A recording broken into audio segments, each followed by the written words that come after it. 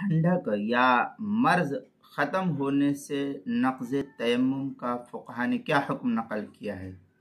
चुनांचे अगर मर्ज या शदीद ठंडक है, किसी कोई आदमी मरीज़ है, बीमार है, सख्त बीमार है, या किसी इलाके में बड़ी सख्त बर्फ़बारी हो रही है, ठंडी लग रही है, तो ठंडक की वजह से या मर्ज की वजह से तयम्मुम किया था, फिर अब उसको इफ़ाक़ा हासिल हो गया, या ये कि ठंडक थी, अब वो ठंडक धीरे धीरे ख़त्म हो रही है, तो भी पहला जो तयम्मुम था वो ठंडक ख़त्म हो गई तो पहला तयम्मुम टूट जाएगा।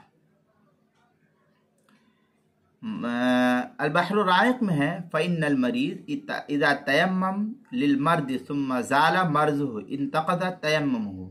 इस तरीके की इबारत अल-बहरुर राइक़ की पहली जिल्द सफ़ा 152 पर नकल किया है। किताबुल मसाइल में है अगर मर्ज या शदीद ठंडक की वजह से तयम्मुम किया था, फिर मर्ज जाता रहा या ठंडक ख़त्म हो गई तो भी पहला तयम्मुम टूट जाएगा। ये किताबुल मसाइल की पहली जिल्द सफ़ा 194 पर इसको नकल किया गया है।